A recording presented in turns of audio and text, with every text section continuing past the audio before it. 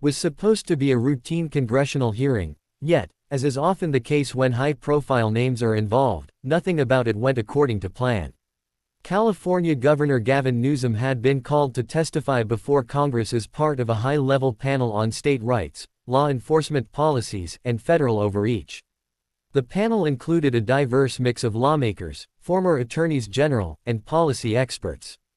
Among them was Pam Bondi, the former Attorney General of Florida and a well-known conservative voice with a reputation for cutting through political theater with razor-sharp precision. As cameras flashed and networks streamed the event live, the tension in the chamber was palpable. Newsom entered with his usual confident demeanor, slick suit, composed smile, and that signature California cool. From the moment he took his seat, he was calm, almost too calm. And when it was Bondi's turn to speak, he visibly relaxed in his chair, already anticipating a verbal duel he believed he could win with ease.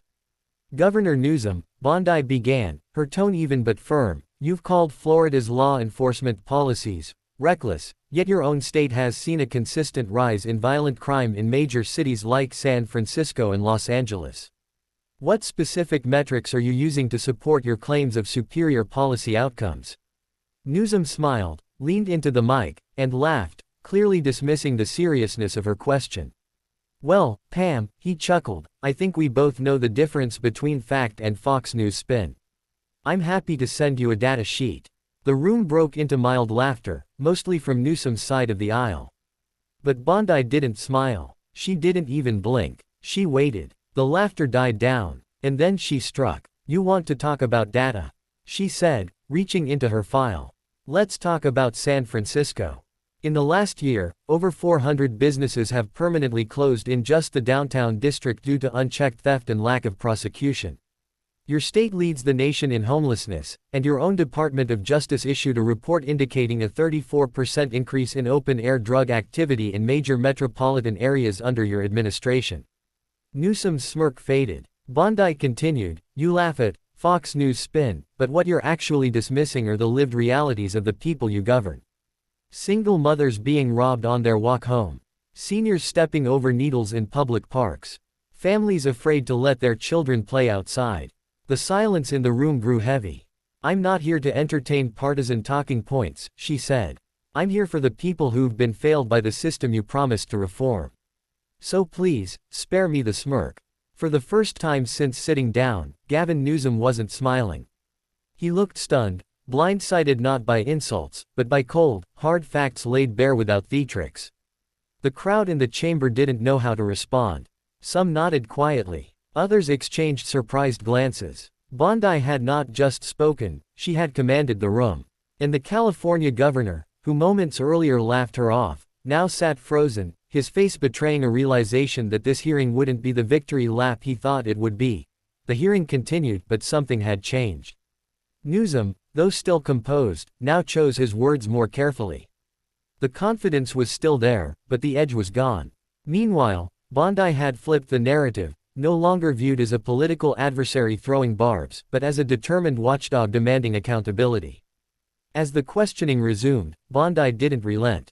I'd like to enter into the record, she said, holding up a printed photo, this image of San Francisco's Tenderloin district, taken 2 weeks ago, where over a dozen addicts were seen using fentanyl within 200 feet of an elementary school.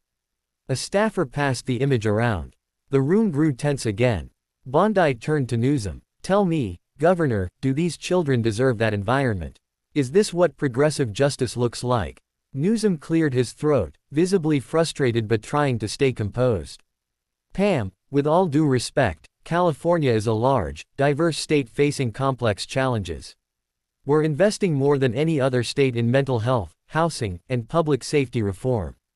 Progress doesn't happen overnight. Bondi nodded slightly. So you're saying people should just be patient? Because from where I stand, your progress looks a lot like decay. Newsom attempted to pivot. And Florida's solution is what? Book bans and authoritarian school boards. Pam Bondi didn't flinch. No, she replied, our solution is accountability. It's called arresting drug dealers instead of enabling them. It's about protecting the public, not writing press releases to cover policy failure. The chamber murmured again. The contrast was stark. Newsom, often the rhetorical heavyweight in blue state politics, was meeting an immovable force. Every time he tried to shift blame, Bondi countered with data, specific events, and policy failures that couldn't be laughed off. The hearing stretched into its third hour, with other panelists weighing in. But the spotlight kept returning to the two of them, Newsom and Bondi, locked in one of the most riveting exchanges Capitol Hill had seen in months. After the hearing ended, reporters swarmed the hallway. Microphones were thrust forward. "Governor Newsom, were you caught off guard by Pam Bondi's line of questioning?" He paused, adjusted his tie, and gave a diplomatic answer. "I appreciate the dialogue," he said. "I think we're all here for the same reason, to find solutions." But his tone lacked the earlier charisma. It sounded rehearsed. And more than anything, it sounded like damage control. Bondi, meanwhile, walked out without the need for a statement. She had already said everything she needed to, in front of the nation.